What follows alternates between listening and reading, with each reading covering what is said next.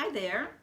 Who would think that a toilet paper roll like that, a regular old toilet paper roll, could end up as a darling little mini scrapbook?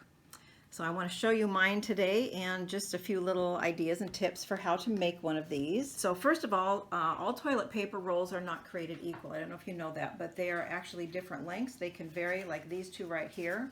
They vary by a full quarter to half of an inch.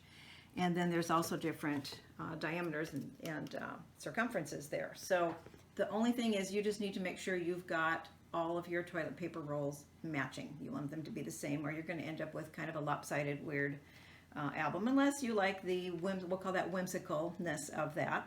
So the first thing you want to do is when you are folding it in half, is you can see here that they always have a little tip here.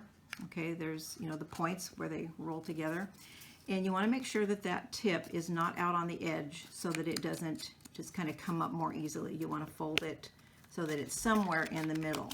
So I've got that like that. And then you can use a pair of scissors or a bone folder to get it nice and flat. I also run it through my Big Shot, which also called a Cuttlebug, and you can just run it through that to flatten it some more, but it will eventually get the idea as you start putting things together. And as you can see here, you don't necessarily want them to be completely flat anyway.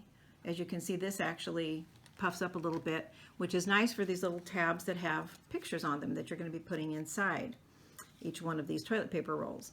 So that's something I want to show you really quickly here, is you can use whatever you have, whatever kind of a punch you have. It could even just be a straight piece of paper that is just attached. I mean, that isn't a straight piece of paper, but a straight piece of paper would work. But I ended up using all different kinds of tabs. I just thought it was kind of fun. The color schemes all matched. So you can see it's kind of cute to have all different kinds of them too. So whatever you have, whatever you like, just go for it. So I have my thing folded in half here, and the next step is going to be to punch 2 holes in it, because you've got to have your holes for the rings to go through. And so what I did, because I didn't want to have to keep measuring, was I just made a little template that was the space I wanted, and so I just put that onto each toilet paper roll, and then I was able to just punch right through those holes on each and every one without having to measure them all. That was really nice and handy. So there's that. That's just a template. Never use it for anything else. Its only purpose in life is to be the hole spacer on my toilet paper rolls. Now you can just keep them just like that, just plain old toilet paper roll. This will all get covered up. I mean, you want to take off what you can, but it's actually going to all get covered up, other than that last 1/8 of an inch out at the end. So, so you can leave it that color, and if I were to put these items on here, you can see that that looks really nice. Okay, but what I did was I went ahead and used a sponge and stamp pad, and I did some sponging all the way around the ends, and that just kind of added a little, just a grunginess. So that's how I did that. You don't have to go in too far, because again, you're going to be having your piece of designer paper go in there and cover it up. So that would be like, this is my next one. I'll put it right here so you can see what I'm doing and putting it together. And then I have this little picture. Well, it's a picture, but it's actually something that's a free printable. It says, "Oh, have I shown you my family?" So this is, I've made this in several different sizes, and it's a free printable that I will be giving you access to. So that makes the cover, and this is my cover right here. So I embellished it. I used a couple different designer papers that coordinate, and then did a little mat around the title piece, and then I added on little flowers, and you want to secure them really well, because they are a cover and they're going to kind of get a little bit, not really beat up, but they'll get touched, and you don't want those to fall off. So secure every single little leaf, whatever you put on. So then what I did as far as each of those little eyelets there was, you have to have a crocodile, they call it, for this. And so what I did is I punched those holes. That was the first step. And so they're here, but they're not quite big enough for a large eyelet. And I think that's a pretty standard size eyelet right there. And I just really like it for a lot of different things. But so what I did to make it big enough for that hole on the back, you can see that right there. Okay, it's not quite big enough. and you have to be able to push that through here. So what I did is I just took my scissors and just made it a little bit bigger, and then they were able to be pushed right through. And then you use your Crocodile. It's just a gigantic squisher is what it is to do that, and they end up looking really nice on the back as well. So that's that. So that's doing the eyelets and the holes. And then what I did is I got pictures off of Facebook and my own camera of our family, and I just pulled them all together. I knew what size I wanted them because I had my little pages all figured out here. So I just got all these pictures and put them together in a document, a Word document, sized them down to what I wanted them to be for this. Oh, have I shown you my family? So I'm just showing you my little pictures here. But these are all just ready. They're all different sizes and shapes, but they are going to go in here real nicely. So ones that are longer, those are the ones that can go on one of these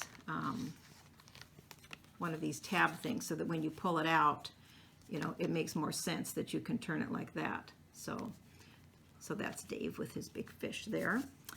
And I want to show you also just the ways you can embellish these pages. They can be any kind, I mean, just really simple. And I did do the sponging on the edges of those as well, just for that grungy look. For this one, I just used a piece of designer paper that was actually a scallop square, and I put it so that it was on both sides of this, and it just made a little diagonal design there. Again, a really simple one, because the pictures, once they're on there, are going to cover up a lot of it anyway, and they're really your main, I would just call them your main attraction. And so, like, we've got those there, and those I think I would cut down just a little bit more, just so you can see more of the background, you know, an unnecessary part. So like with this one, with Carlene and CJ, I would cut that one just a little bit shorter, because you still can see them just as well, but that way it'll fit more nicely on the page. So just going through these, you can see these all coordinate with each other. Each side can match if you want, or it can be just coordinating colors that just look nice together. So that is pretty simple, and it's just a lot of detail work, but it's really fun. And then I got these rings here that are, I'm not sure, I'll put them in the notes, but I think that's probably about a 1.5 inch ring. And these just open up with this little clasp right here, and then you can just push everything right through there. And then the final touch on it is all these little ribbons. So I'll just take a ribbon that looks like they're about, oh, I'd say about 4 inches long. That gives you the easiest length for handling it. So just all these little ribbons that match my color scheme here. And you just tie them on. You can tie them twice if you want, but a lot of times one just really tightly done works really well, and you don't really need to do an extra one. If you find they're falling off, well, then do an extra one. So anyway, you can do however many of these you want. You can do 5, 10, 15. You can do them on just one of your rings or on both, but that's the basic idea and how it looks all fixed up there. Smash them, kind of smoosh them in together. And there we go. So if you have any questions, just put them in a comment or email me at beshelton@aol.com. But I would love to see what you come up with. I'd love to see anyone's creations that you design yourself and that you want to share with the world, so that we can see other ideas for how to do these. So thank you for watching, and I hope you have fun with it.